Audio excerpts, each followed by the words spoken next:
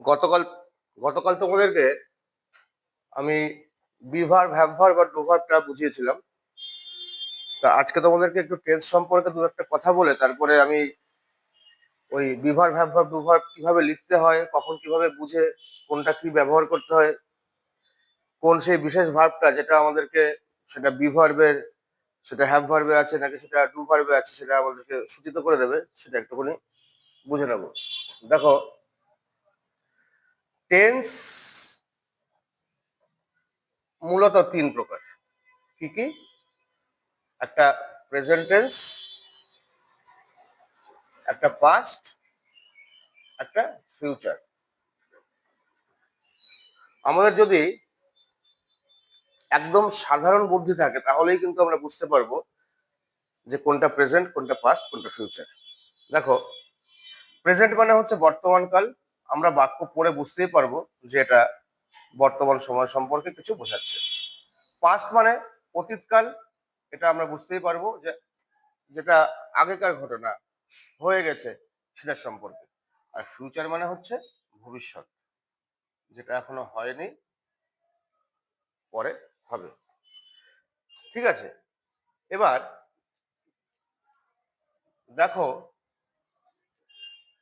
বিভার্বে এই ব্যাপারটা কিভাবে ঘটে। তোমাদেরকে গতদিনই বলে দেওয়া হয়েছিল যে বিভার্ব মানে কি। বিভার্ব মানে হচ্ছে কর্তা নিজে কিছু একটা। ঠিক আছে, এই কর্তা নিজে কিছু একটা, এই পুরো ব্যাপারটা না তিন রকম সময়ে ঘটতে পারে। একটা প্রেজেন্টে ঘটতে পারে, একটা পাস্টে ঘটতে পারে, একটা ফিউচারে ঘটতে পারে। ফিউচার বানানটা পাশাপাশি একটু দেখে নিও কেমন বানান। দেখো, FUTURE। যাই হোক, প্রেজেন্টে কিরকম হয় জিনিসটা মনে করো, রাম একজন বালক। এর মানে কি? কর্তা নিজে কিছু একটা। দেখো, রাম নিজে কিছু একটা। রাম কি? একজন বালক। সেটা কখন? খুব ভালো করে দেখো, এখন, আগে না পরে?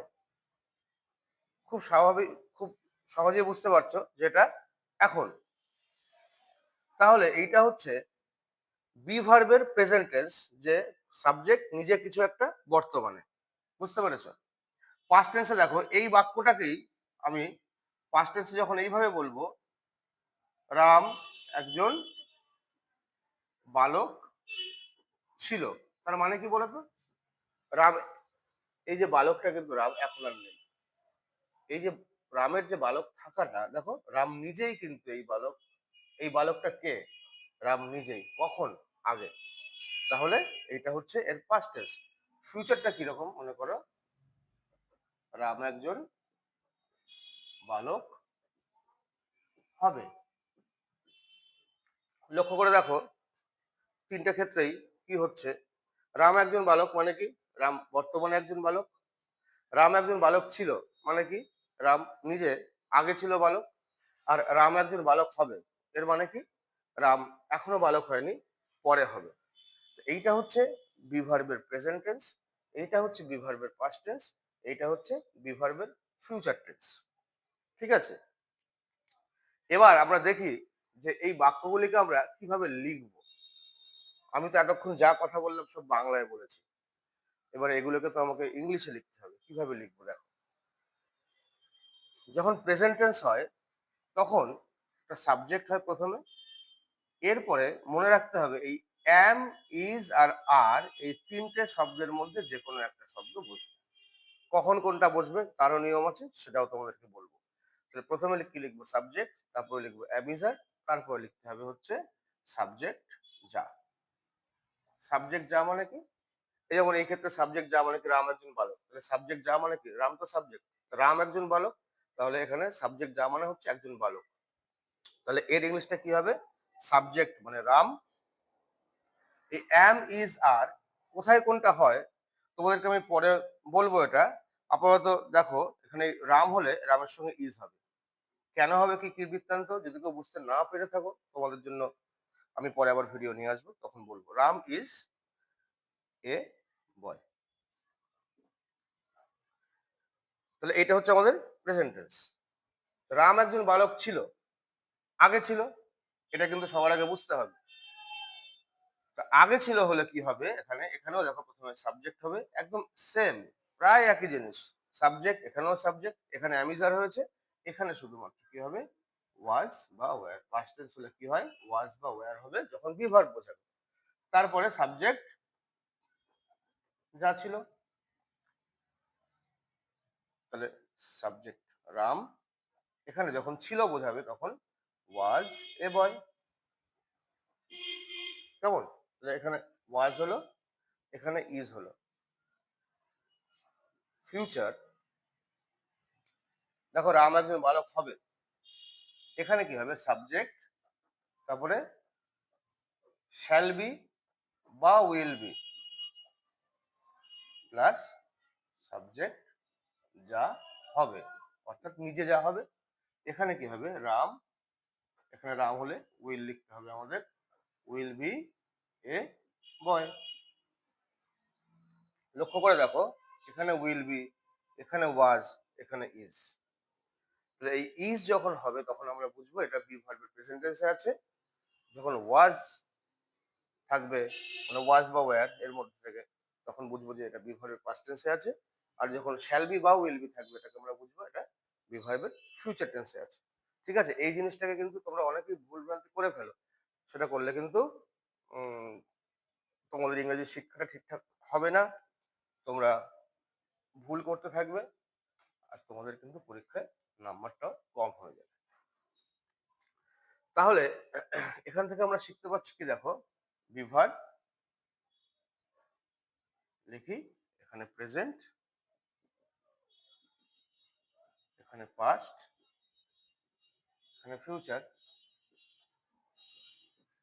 প্রেজেন্ট টেন্স মূল যে ব্যাপারটা হচ্ছে am, is, are. Past tense was বা were. Future tense shall be বা উইল বি। একটু ছোট করে বলে দেয় যে কোথায় অ্যাম ইজ আর হয়। হ্যাঁ, অ্যাম হবে কোথায়, সাবজেক্ট যদি আই হয়, আই হলে অ্যাম, শুধুমাত্র আই হলেই অ্যাম হবে, আর কিন্তু অন্য কোনো ক্ষেত্রেই অ্যাম হবে না। আচ্ছা, সাবজেক্ট যদি ইউ মানে তুমি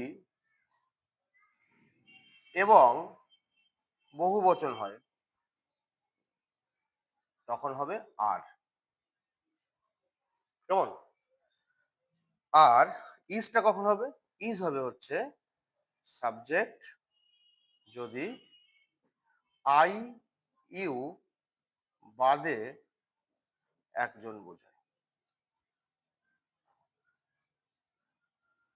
তখন কি হবে, ইজ। ঠিক আছে? ওয়াজ ওয়্যার কখন হবে, সাবজেক্ট ইউ এবং বহু বচন হলে আর হবে, আর আই এবং এক বচন।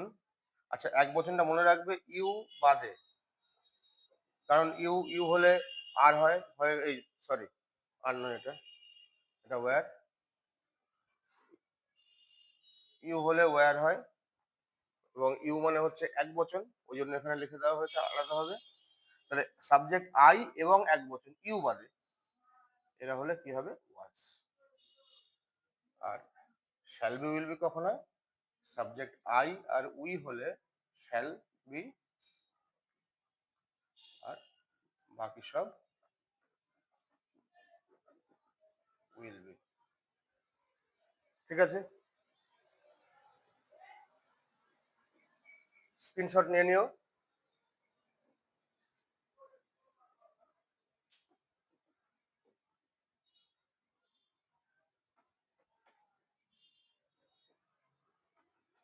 এবার তোমাদেরকে